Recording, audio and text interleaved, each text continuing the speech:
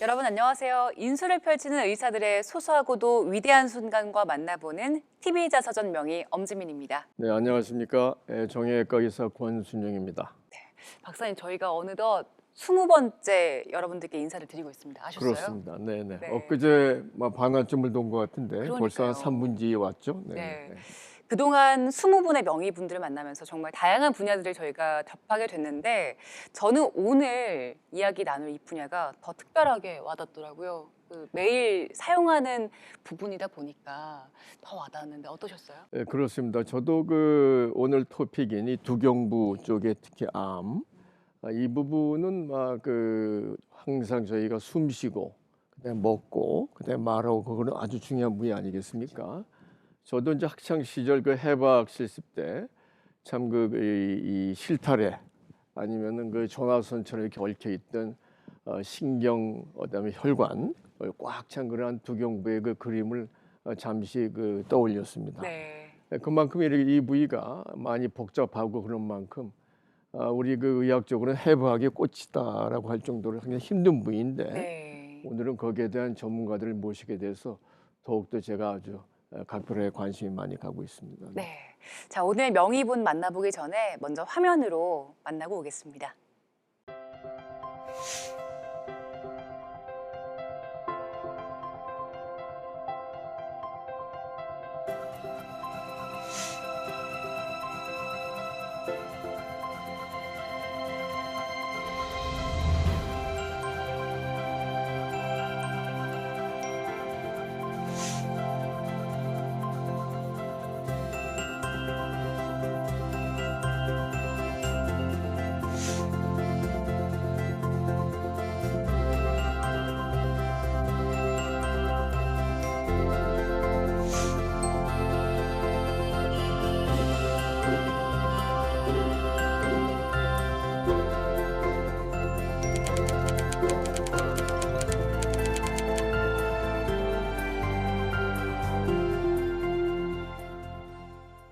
네, 오늘의 명의 이비인후과 전문의 김세현 교수 모셨습니다. 교수님 반갑습니다.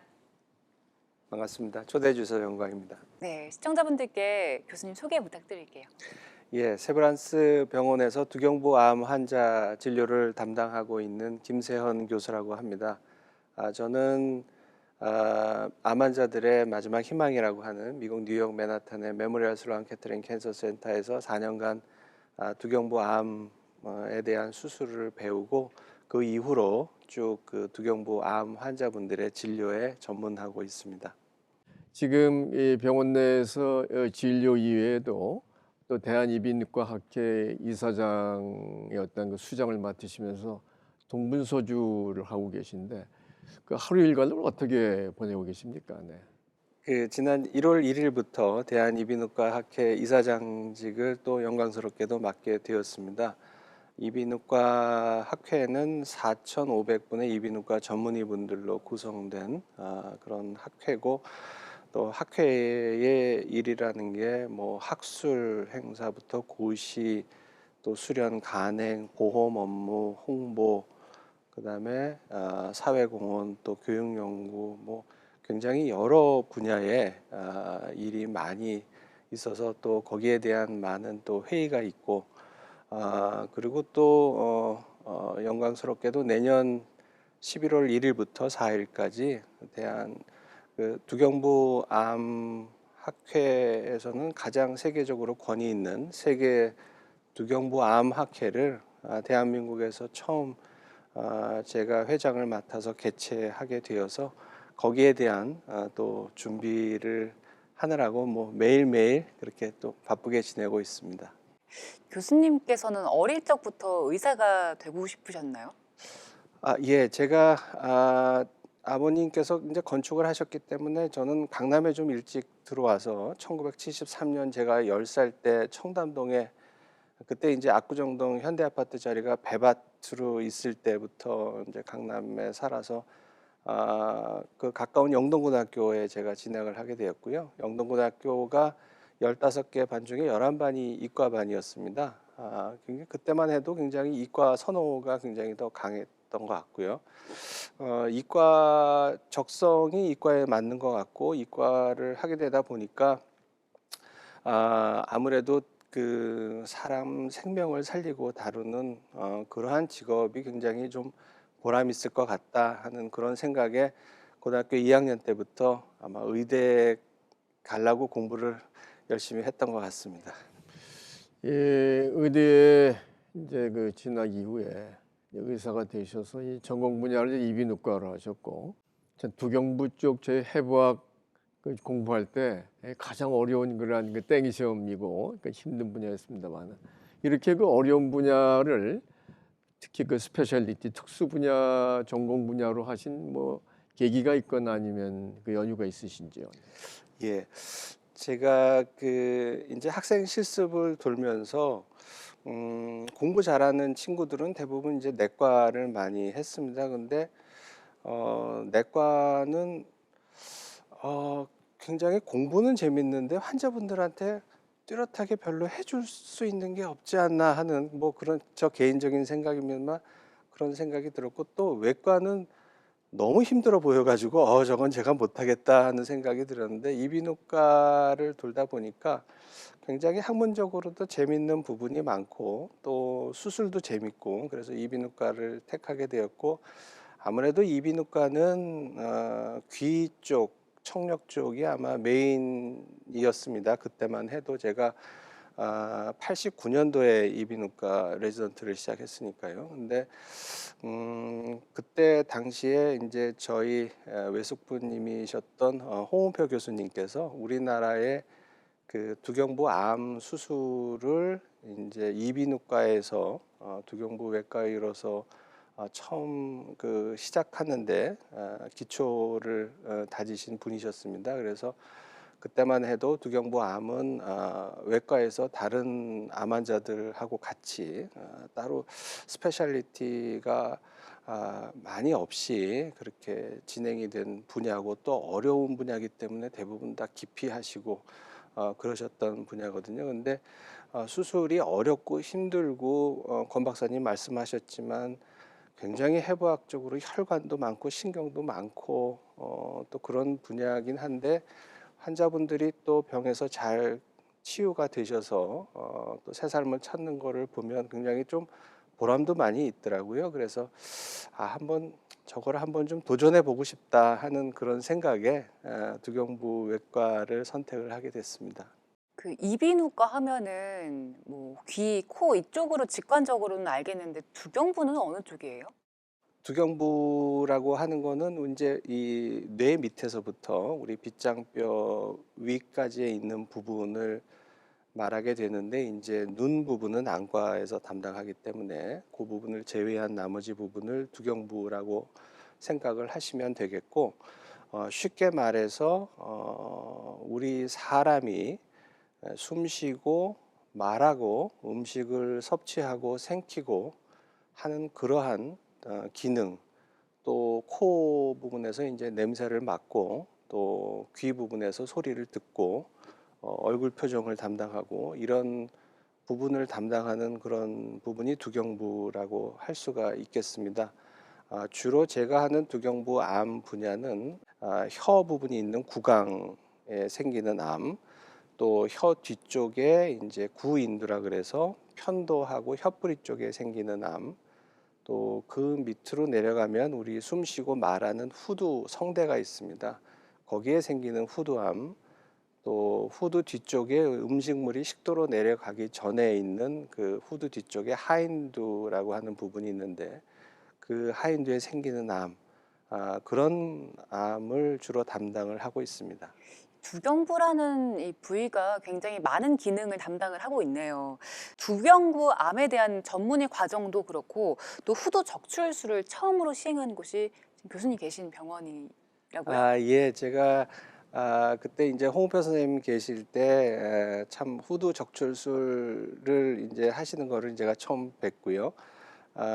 두경부에 저도 관심이 굉장히 많아서 저희 때는 레지던트 과정이 요새는 4년입니다만 이제 그때는 3년이었는데 레지던트 3년 차 이제 치프 레지던트 때 너무 수술이 이제 관심도 많고 나도 한번 해볼 수 있겠다 그런 생각에 레지던트 때 아마 후두 적출술, 이제 후두암 환자분들에 대한 후두를 제거하는 수술을 그때 당시에 뭐 두경부에서 조금 굉장히 난이도가 높은 수술이었는데 아마 레지던트 신분으로서 아마 처음 시행한 게 아닌가 그렇게 생각합니다. 물론 이제 교수님께서 같이 봐주시고 뭐 도와주시고 그러셨지만 굉장히 그 부분에 대해서는 뭔가 또 전공의를 하면서 뭔가 읽어낸 것 같은 그러한 좀 그때 성취감을 좀 많이 느꼈습니다. 로봇 수술이 어떤 일반적인 그런 그 내용하고 그다음에 이비인후과에 있어서 적용된 전과 적용된 후와 어떤 상황이 변했는지 한번 좀 간략하게 말씀해 주시죠. 네. 그 저희 외과 의사 입장에서는 환자분으로 하여금 병으로 해방되는 데에 너무 포커스를 두다 보니까 병이 있는 병소를 이제 적출해서 병으로부터 해방시켜 드리면 소임을 다했다 그렇게 생각을 했습니다. 그런데 그 이후의 삶이라는 게 잘 말씀도 못 하시고 숨도 잘 못 쉬시고 목에 구멍을 내서 숨을 쉬셔야 되고 음식도 잘 못 드시고 이러시는 기능 장애가 동반이 돼 있는 것을 보면서 굉장히 그 기존에 있는 수술에 대해서 어떻게 하면 조금 더 환자분들께서 이런 기능을 좀 보존할 수 있을까 하는 그런 생각을 하게 됐고요. 쉽게 말씀드려서 기존에 있는 수술은 그 병이 암이 있는 병소를 장기를 적출을 한다든지 또 암을 꺼내기 위해서 이 두경부는 우리 그 에어로 다이제스티브 트랙이라 그래서 숨쉬고 말하고 음식물이 내려가는 이 트랙에 해당하는데 그 트랙에 벽을 부수고 들어가서 병소를 제거하고 그 부분을 이제 재건해 주는 게 그때까지의 이제 수술적인 한계였는데 아무래도 정상 기능을 유지하기가 이제 힘들었습니다. 그리고 또 한 가지는 두경부 수술법이 많이 발달은 해왔다고 하지만 두경부 암 환자의 생존율은 더 이상 좋아지지 않는 그런 어떤 시대적인 한계를 제가 좀 많이 느꼈고요. 이제까지 기존에 있는 고식적 수술의 그 한계 또 환자의 생존율을 더 이상 증가시킬 수 없다는 어떤 그러한 한계점에 부딪혀서 뭔가 이 스트러글링 하면서 그러한 새로운 해법으로서 두경부암 로봇 수술에 대해서 제가 뭐 돌파구를 찾으려고 노력한 게 아닌가 그렇게 생각을 합니다. 교수님께서 2008년에 두경부암 로봇 수술 최초로 아시아 최초로 하셨잖아요. 그때 이야기 좀 해주세요. 예, 그래서 그 무작정 이제 유펜에 가서 와인슈타인한테 수술하는 거를 보고 정말 앞으로 이게 새로운 수술에 대한 해법이라는 생각을 했습니다. 근데 이제 뭐 아시다시피 모든 거를 할 때 이제 과정과 절차가 있듯이 로봇 수술도 맨 먼저 이제 그 드라이 랩이라 그래서 로봇을 다루는 것부터 해서 그다음에 동물 실험하고 그다음에 카데바 실험을 하고 이제 환자에 이렇게 적용을 하게 됐는데 또 그러한 교육을 받아야 돼서 다시 한번 이제 유펜에 방문해서 그런 교육을 이수를 했고요. 그다음에 이제 아시아에서 또 제일 처음 우리나라에서 제일 처음 하는 수술이기 때문에 이제 IRB 동의를 받아서 병원에서 원장님과 의료 원장님의 허락을 받아서 이제 아시아에서 제일 처음 2018년 4월 28일로 제가 기억을 하고 있습니다. 그때 제일 처음 시작을 했습니다. 그때 관심이 상당히 많았겠어요. 네, 그때 뭐 원장님도 들어와서 보시고 뭐 많은 분들이 많은 관심을 가져주셔서 그래도 비교적 성공할 수 있지 않았나 그렇게 생각합니다. 교수님 그동안 로봇 수술은 얼마나 많이 집도를 하신 거예요? 말씀드렸듯이 이 초기에 2008년에 제가 로봇 수술을 처음 시작할 때는 굉장히 편도나 혀뿌리에 있는 초기의 암을 대상으로 이제 하였고 또 굉장히 이 로봇 자체도 굉장히 구형이고 부피도 크기 때문에 이입 안으로 해서 로봇을 집어넣어서 하는데 많은 장애가 있었습니다. 그래서 초창기에는 이제 많은 환자분들한테 이렇게 혜택을 드릴 수는 없었는데 최근 들어서 2018년에 정말 그 획기적인 수술용 로봇이 개발이 되었습니다. 정말 2.5cm라는 이런 원통 안에 정말 훌륭한 카메라와 로봇팔 3개가 글로 들어가서 입 안으로 넣어서 로봇팔 3개와 훌륭한 내시경으로 암을 잘 수술을 할 수 있게 돼서 그 이후부터는 이제 적응증이 상당히 많이 획기적으로 늘어나서 많은 케이스가 이제 늘어나기 시작했고요. 그래서 이렇게 쭉 따져보면 한 1000여 케이스 정도 제가 환자분들한테 수술을 해드리지 않았나 그렇게 생각을 합니다.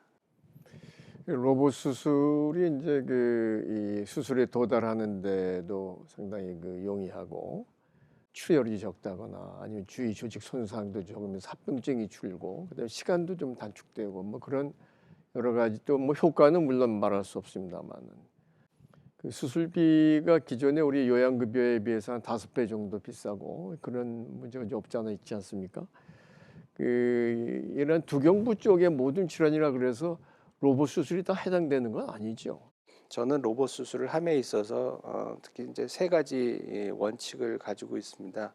하나는 이 로봇 수술이 환자의 암을 제거함에 있어서 정말 종양학적으로 안전하게 암을 잘 제거할 수 있는가 하는 그런 조건을 우선 충족시켜야 된다고 생각을 하고요.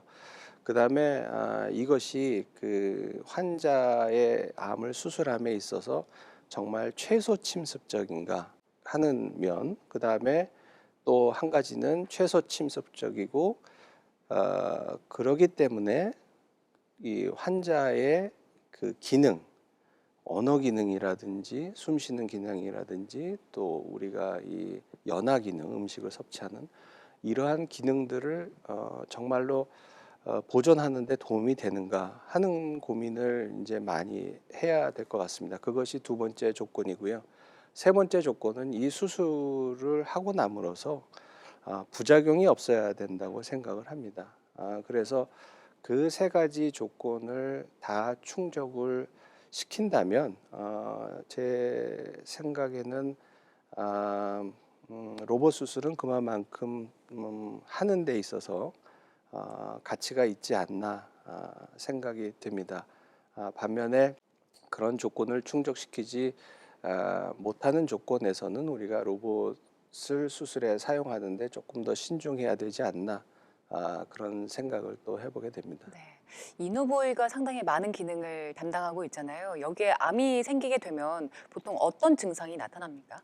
우선은 이제 그 구강암 같은 경우에는 이제 잘 낫지 않는 궤양이라든지 또 음식을 섭취할 때에 뭐 불편감 같은 것도 느낄 수가 있고요.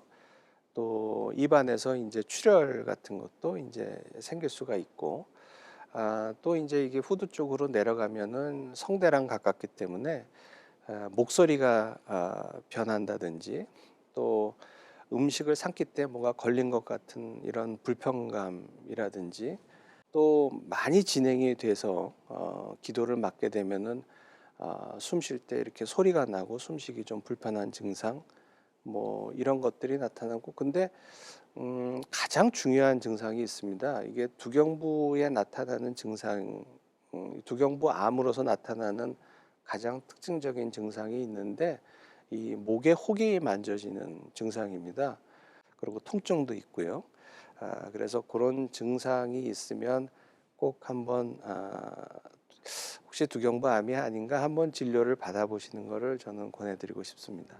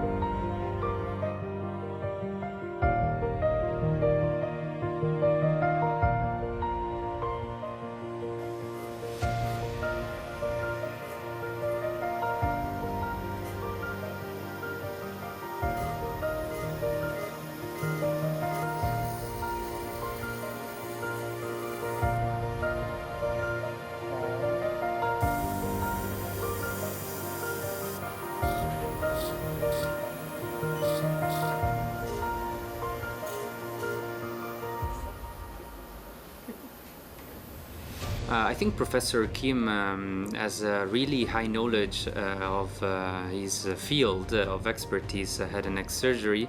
So that's why I'm here. I'm here to learn from this experience and to bring it back to my country and start doing robotic surgery at my hospital. So Professor Kim, as I already told you, is one of the most famous robotic surgeons. His main skill is that of transoral robotic surgery, and we have here the opportunity to watch directly the surgeries and to learn from him the steps of the surgery and the indications for specific treatment. And we have the opportunity to know also tips and tricks of this surgery that is not so common in the world, and that is one of the surgeons with the greatest experience in this surgery.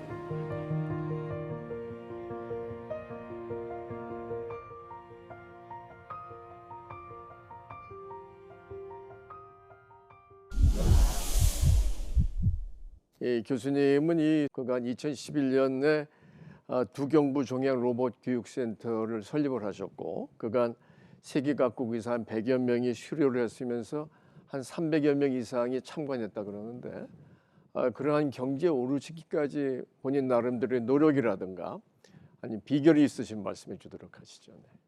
그 처음 로봇 수술을 이제 시작함에 있어서 아직 개발이 되지 않은 분야이기 때문에 우리가 외과의로서 수술을 하게 되면 보통 피부부터 절개를 하고 밖에서 안으로 들어가는 해부학에 굉장히 익숙해 있습니다.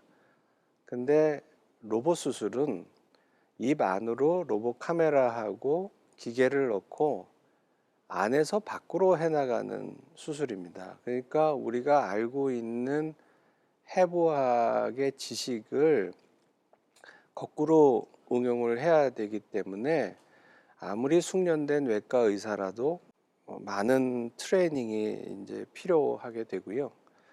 특히 이제 가장 중요한 부분이 이제 혈관을 다루는 그런 부분인데, 우리가 보통 일반적인 수술을 할 때는 양손을 다 쓰고 혈관이 노출이 되니까 굉장히 그 출혈 부위를 매니지하기도 쉽고, 그런데 이거는 이 로봇 팔로서 이제 혈관을 갖다가 이제 매니지를 해야 되기 때문에 그러한 부분에 있어서 쉽게 가정을 해서 수술하다가 이제 뭐 조그만 동맥이라도 하나가 터지면 온 시야가 깜깜해지거든요. 이제 혈액이 카메라로 튀게 되면 그때부터는 아무것도 보이지 않게 됩니다.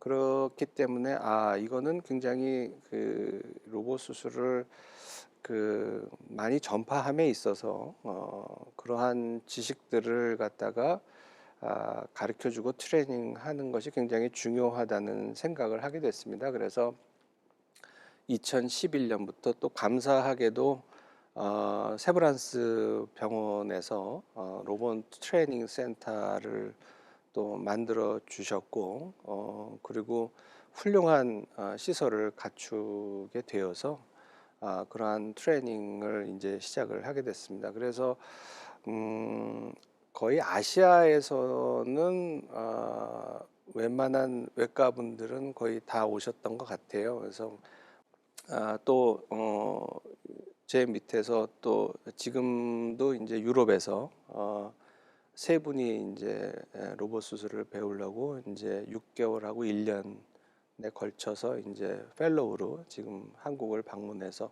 코로나 상황에도 이제 2주 격리를 무릅쓰고 와가지고 지금도 배우고 있고 그렇게 운영을 하고 있습니다. 교수님 하면 로봇 수술, 그리고 로봇 수술하면 김세헌 이렇게 떠오르는데, 교수님께 로봇 수술은 어떤 의미가 있을까요? 내가 지금 쌓아온 기술에 익숙해져서 이것이 최선이다고 생각하는 것보다는 미국 그 메모리얼 슬로안 캐터링 캔서 센터에서 배운 것 중에 하나가 그분들은 어떤 그 힘들고 어려운 이런 그 환자가 오거나 이런 상황이 닥쳤을 때 그거를 어려워하고 피하려고 그러지 않고 새로운 챌린지라고 하면서 굉장히 즐기시더라고요. 저도 어떻게 하면은 환자의 서바이벌을 올리고 또 환자의 기능을 보존하는 이런 수술을 해드릴 수 있을까 하는 그런 고민을 하고, 또 이런 새로운 챌린지를 하고 챌린지를 받아들여서 즐기고 그러면서 발전해야 되겠다는 그런 뭐 노력을 했던 게 아닌가, 뭐 그렇게 생각을 해봅니다. 네. 네, 그 병원에서 두경부암 환자분들 뵈면서 상당히 그 본인은 고통의 뭐 이유로 말할 수 없겠습니다만은 저희 보는 입장에서도 안타까운 심정이 많이 듭니다. 이렇게 위중한 환자분들을 많이 다루시면서 교수님들께서 인생을 보는 어떤 인생관이라든가 어떤 삶의 철학에 영향이 없으셨는지 한번 여쭤보고 싶습니다. 권 박사님께서 말씀하셨듯이 두경부암 수술은 굉장히 어렵고 또 환자분들이 수술 후에 굉장히 많이 고통을 받으시고 또 수술 시간도 굉장히 깁니다. 그래서 보통 이제 두경부암 수술을 하고 또 이 다리나 팔에서 살을 떼다가 이런 피판 이식 같은 거를 한 경우에는 거의 10시간 넘게 걸리는 경우도 뭐 허다하고요. 뭐 일종의 말하면은 이제 뭐 3D 업종이 되겠죠. 이제 그 외과 의사로서 뭐 우리 권 박사님도 그러시고 모든 외과 하시는 분들이 다 그러시겠지만은 고생을 해서 치료를 해드렸고, 또 환자분들이 경과가 좋으셔서 또 잘 회복이 되시고, 또 외래에 오셔서 또 선생님께서 제게 새 삶을 주셨습니다 하는 그런 말씀을 하실 때 굉장히 내가 이걸 하기 굉장히 잘했구나 하는 또 그런 보람도 느끼고, 또 그것이 또 삶의 또 에너지가 돼서 더 많은 환자분들을 돌봐드려야 되겠다 하는 그런 또 활력이 되는 것 같습니다. 교수님 기억에 남는 환자 있으세요? 예, 굉장히 많은 분들이 계시죠. 굉장히 많은 분들이 계신데 제가 그 로봇 수술을 해야 되겠다고 하는 결심을 하게 해준 기억이 나신 분이 한 분 계신데요. 그분이 아마 40대 후반 아니면 50대 초반이셨는데 남자분이셨고 경기민요 판소리를 하시는 그런 분이셨습니다. 근데 이제 담배를 많이 피셔서 이제 후두암에 걸리셨는데 후두암이 너무 많이 진행이 돼서 후두를 다 드러내지 않으면 안 될 정도로 병이 많이 진행이 되셔서 후두를 다 드러내는 수술을 해드렸습니다. 예, 그리고 이 5년이 지나서 암이 다 나셨습니다. 저는 굉장히 잘 치료해 드렸다고 생각하고 이제 암에서 다 해방되셨습니다. 완치 판정 받으셨습니다. 그러시고 이제 뭐 두경부암은 5년이 지나셨더라도 이게 또 다른 부위에서 암이 또 생길 수가 있습니다. 이게 바람원의 이 부분이 다 노출이 되는 부분이기 때문에 특정 부위에서 암이 생겼다 그러면 또 다른 부분에서 암이 생길 가능성이 한 20%가 되거든요. 그래서 5년이 지나도 한 1년에 한 번씩은 제가 향후 5년, 그러니까 토탈 10년이죠. 5년 지난 후에는 1년에 한 번씩 제가 환자분들을 검사를 해드리고 있는데 이분이 안 오시는 거예요. 그래서 전화를 드려봤더니 돌아가셨다고 그러시더라고요. 그래서 어떻게 돌아가셨냐 하니까 뭐 스스로 이제 생을 마감을 하신 것 같아요. 그때 저는 굉장히 이 머리를 망치로 맞은 것 같은 이런 굉장히 충격을 받았습니다. 내가 이렇게 잘 치료를 해드리고 그랬는데 왜 그러셨을까 생각을 해보니까 그분한테는 판소리가 인생의 전부인데 제가 후두를 드러내서 소리를 못하게 되시니 삶을 이어갈 만한 이 환자분 나름대로의 어떤 이 목표 의식이랄까 그런 것이 없어진 게 아닌가. 그러면서 이게 나는 그냥 병을 없애고 장기를 떼내는 데만 중심을 두었지 환자분의 어떤 치료된 이후의 삶 그런 거에 대해서는 내가 거기까지는 생각을 하지 못했구나 해서 어떻게 하면 병을 치료를 해드리고 또 정상적인 삶을 유지를 하게 해드릴까 하는 게 그때부터 제가 가장 가진 큰 명제였던 것 같습니다. 네. 참 뭐 서전 수술을 집도 의사들만 느끼는 건데 참 어려운 수술하면서 외롭고 그다음에 어떤 경우에 있어서 진짜 물 밖에 나온 고기처럼 참 어떤 게 참담한 심정이 있을 때도 있고 그때마다 본인한테 좀 힘을 주거나 그런 동기부여를 할 만한 마음속에 금원 같은 거 있으면 좀 소개해 주도록 하시죠. 네. 예. 저는 그래도 정말 감사하게도 좋으신 스승분들을 많이 만났던 게 인생의 행운이 아닐까 생각합니다. 네 분의 스승이 계신데요. 저를 처음 두경부 외과학을 하게 인도해 주셨던 홍은표 교수님, 또 사실은 세브란스 병원에 이 두경부 스텝 자리가 없어서 모교 누구나 의과대학을 졸업한 학생이라면 모교에서 교수가 되는 게 꿈인데 그 꿈을 접으려고 하는 순간에 또 저를 격려해 주셔서 모교에 남을 수 있게 해주신 또 김강문 교수님 지금은 정년하셨지만 계시고 아까 말씀드린 이 메모리얼 슬랑 캐터링의 닥터 샤 그분은 제게 수술을 가르쳐 주셨고요.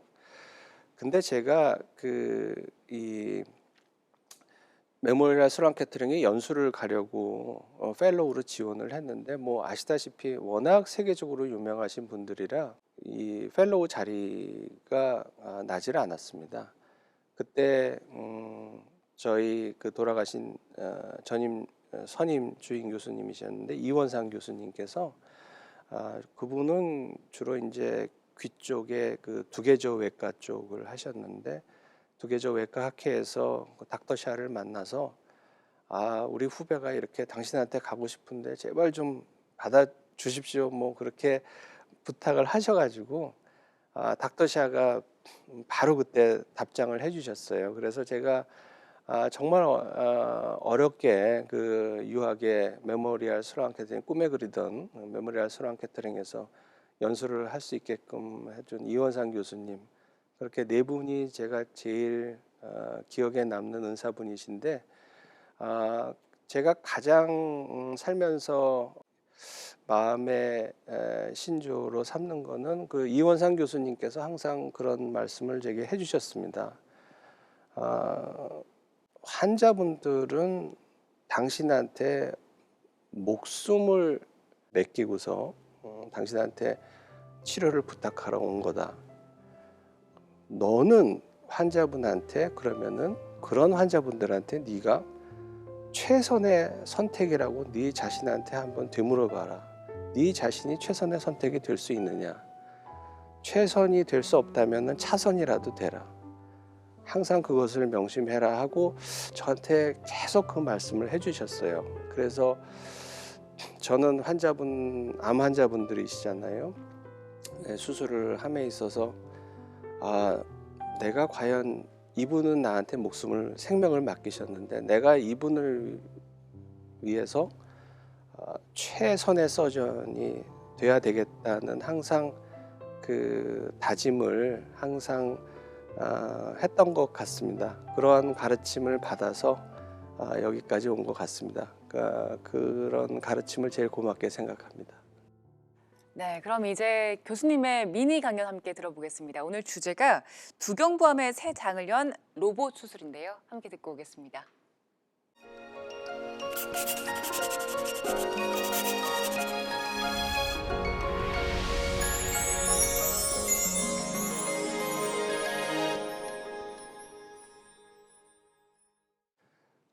저는 암 환자들의 마지막 희망이라고 하는 미국 뉴욕 맨하탄에 있는 메모리얼 슬로안 캐터링 캔서 센터에서 두경부학을 4년간 공부를 했습니다.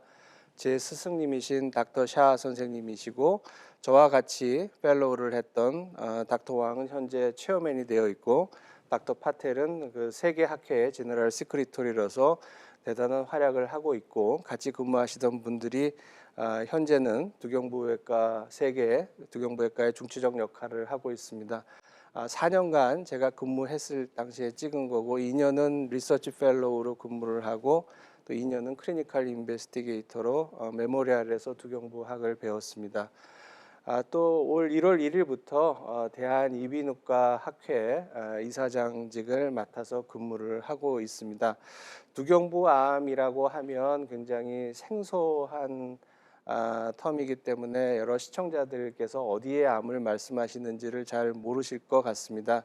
이게 우리 두경부 쪽에 모식도인데 두경부는 쉽게 말해서 뇌 밑에서부터 빗장뼈 위까지의 부분을 말하게 되겠습니다. 여기 앞에 있는 코를 이제 비강이라고 하고 그 밑에 있는 부분을 우리가 구강이라고 합니다. 구강 안에는 이제 대표적인 이제 혀가 있고요. 그 밑에는 이제 우리가 후두라고 불리는 우리 말을 하는 이 성대가 있는 후두 부분이 있습니다. 코 뒤쪽에 있는 이 부분을 우리가 이제 비인두라고 하는데 비인두에도 이제 암이 많이 생기고요. 또 구강 뒤쪽에 이거를 구인두라고 하는데 구인두에는 편도와 혀뿌리가 있습니다. 그래서 이거를 구인두암이라고 하고 우리가 숨 쉬고 말하는 이 후두 쪽에도 암이 생길 수가 있고 후두 뒤쪽에 우리가 생긴 음식이 식도로 넘어가는 하인두라는 부분이 있습니다. 이쪽에도 암이 생길 수가 있습니다. 그래서 여기에 생긴 암을 통 털어서 우리가 두경부암이라고 지칭하고 있습니다. 두경부암은 우리나라에서 10,000명 중에 2분 내지 3분 정도가 1년에 두경부암에 걸리는 뭐 전체 암의 한 4% 갑상선암을 제외하면 한 4%를 차지하는 뭐 비교적 흔하지 않은 그런 암입니다. 유명하신 분들이 두경부암에 많이 걸리셨는데 $50짜리 지폐에 있는 율리시스 그란트 장군이면서 프레지던트인 미국 대통령이 이렇게 편도암에 걸리셨습니다. 당시 거의 150년 전 얘기인데 그 당시만 하더라도 이 편도에 암이 걸리면 이 부분은 수술이 어려운 부분이라 이분이 메모리얼 슬론 캐터링 캔서 센터도 찾아오셨는데 그때 외과 의사들이 수술이 불가능합니다 해서 아무 수술도 받지 못하시고 돌아가신 적이 있고 오페라의 굉장히 유명한 작곡가인 푸치니도 사진 보시면 아시겠지만 굉장히 담배를 좋아하셔서 아마 후두암으로 돌아가셨습니다. 그다음에 유명한 야구 선수인 베이브 루스, 아까 말씀드린 대로 코 뒤쪽에 비인두암으로 이제 돌아가신 사례가 있고 여러분들 잘 아시는 비틀즈의 조지 해리슨도 역시 구인두 쪽의 암으로 그렇게 사망을 하셨고 또 최근에 비근한 예로 커클러 더글라스의 아들인 마이클 더글라스가 이제 설근부 혀뿌리 암으로 이제 고생을 하시다가 이제 메모리알에서 치료를 받으신 적이 있습니다. 두경부암에 걸리면 하인두암 환자분이신데 이렇게 후두를 떼내면 우리가 숨 쉬고 말하는 후두가 없어지기 때문에 코로 들이마신 공기가 폐 쪽으로 가는 길이 없어져서 이렇게 목 안에 구멍을 뚫고 또 음식이 내려가는 길이 없어지기 때문에 장을 이어서 이렇게 붙여서 수술을 하신 분입니다. 이렇게 해서 치료는 해드렸지만 이분이 살아가시는데 굉장히 많은 고통이 있으시리라고 생각이 됩니다. 옛날에는 이렇게 장기를 떼냄으로써 암을 치료했지만 이 두경부라는 부분이 우리가 말하고 숨쉬고 먹고 이러는 그 기관이기 때문에 이 부분에 암이 생겨서 장기를 떼내면 상당히 사회생활을 하시기에 힘든 그런 기능 장애를 환자분들이 겪으십니다. 그런 기능 장애를 최소화하기 위해서 이거는 이제 최근에 개발된 로봇 수술에 대한 모식도입니다. 입 안으로 로봇 카메라하고 로봇 팔을 집어넣어서 장기를 떼내지 않고 우리 자연공인 입 안쪽으로 수술기구를 넣어서 암을 제거한다는 그러한 개념입니다. 이거는 저희가 그 로봇 수술하는 그 수술실에서의 사진입니다. 이렇게 최근에 개발된 로봇은 굉장히 컴팩트해지고 또 이 단일공이라고 해서 이런 싱글 포트로 해서 카메라하고 로봇팔 3개가 요 2.5cm 되는 원통형 안으로 들어가서 입 안으로 들어가서 사람 손이 닿기 힘든 아까 말씀드린 구인두, 편도나 혀뿌리, 또 후두, 또 하인두에 있는 암을 장기를 떼내지 않고 입 안으로 해서 암을 제거하는 그러한 획기적인 수술 방법입니다. 이런 2.5cm 되는 이런 카놀라를 통해서 입 안으로 해서 제가 카메라를 집어넣고 있는 장면입니다. 입 안으로 해서 이렇게 카메라가 들어가고요. 이 카메라가 관절이 2개가 있어서 자유자재로 이렇게 관절이 구부러져서 원하는 각도로 카메라를 조절을 할 수가 있고 또 로봇 팔을 이렇게 양쪽으로 해서 입 안으로 해서 집어넣게 됩니다. 카메라는 이 굉장히 성능이 좋은 카메라라서 이 카메라로 해서 10배가 확대가 돼서 보이고 좌우에 카메라가 따로따로 달려있기 때문에 3차원적인 영상을 제공을 합니다. 그래서 저희가 마치 IMAX 영화를 보는 것처럼 환자의 병변을 이렇게 잘 보면서 제가 콘솔에서 로봇 팔을 움직임으로써 장기를 떼내지 않고 입 안으로 해서 암을 잘 제거할 수 있는 그러한 획기적인 수술 방법이라고 말씀드릴 수가 있겠습니다. 이거는 이제 편도암을 이제 수술하는 방법이고요. 보시다시피 팔 3개가 이 좁은 공간에서 자유자재로 움직임으로써 편도암을 잘 제거할 수 있고, 요거는 역시 이 혀뿌리에 있는 설군부암을 수술하는 장면입니다.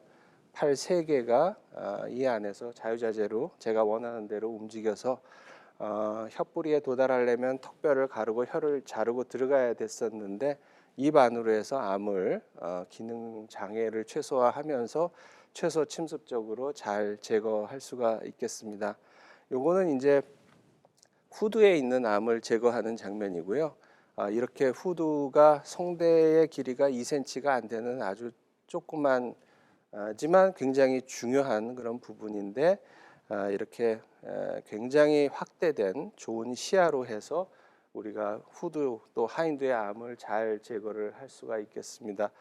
이거는 2008년 아시아에서 제일 처음으로 제가 로봇 수술을 세브란스 병원에서 IRB 허가를 얻어서 시작했을 때 그 당시의 사진입니다. 지금부터 14년 전의 제 모습이고요. 보시다시피 아까 소개해드린 로봇하고는 천지 차이로 그 당시에는 굉장히 로봇 기계가 굉장히 크고 부피도 많이 이제 커서 입 안으로는 굉장히 넣고 수술하기가 굉장히 어려운 면이 많이 있었는데 이것이 굉장히 이제 기술의 진보와 더불어서 많이 발달돼서 지금은 경구강 로봇 수술에 최적화된 기계가 로봇 머신이 나오게 되었습니다. 아무쪼록 뭐 두경부 암을 이해하시는데 조금이라도 좀 도움이 되셨으면 좋겠습니다. 감사합니다.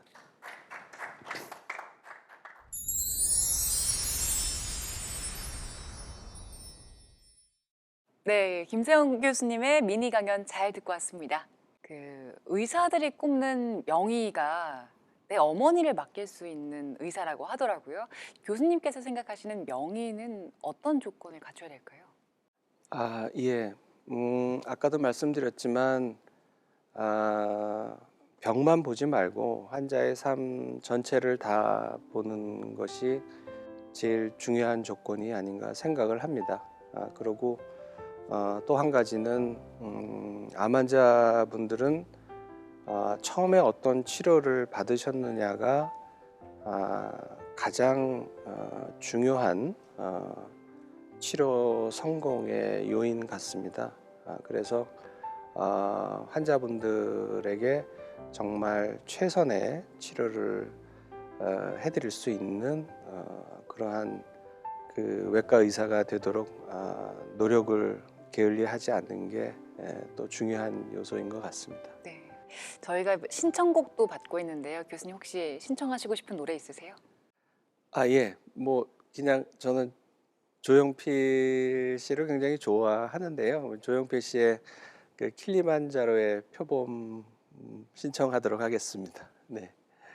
좋아하셔서 말고 또 특별한 이유가 있을까요? 예, 그 미국에 4년 유학을 하면서 배운 가장 큰 가르침은 아까도 말씀하셨듯이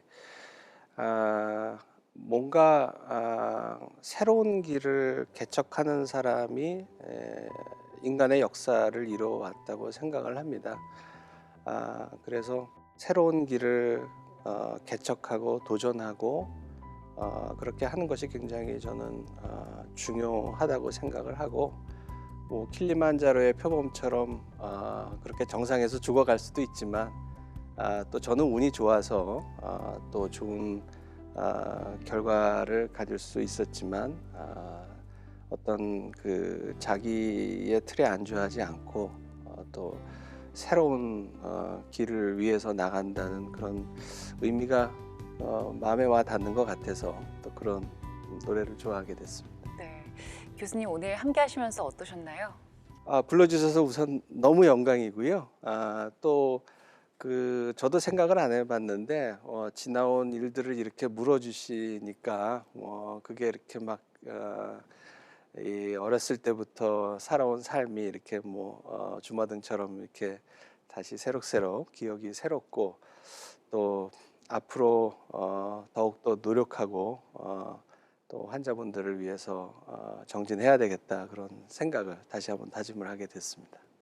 네, 오늘 교수님과 함께한 시간 한국의 자존심의 외과 의사 영광과 명예가 함께했던 시간이 아닌가 싶습니다. 함께해 주셔서 정말 감사합니다. 응원하겠습니다. 네, 오늘은 이민후과 전문의 김세현 교수와 함께했고요. 저희는 다음 이 시간에 다시 찾아뵙겠습니다. 함께해 주신 여러분 고맙습니다.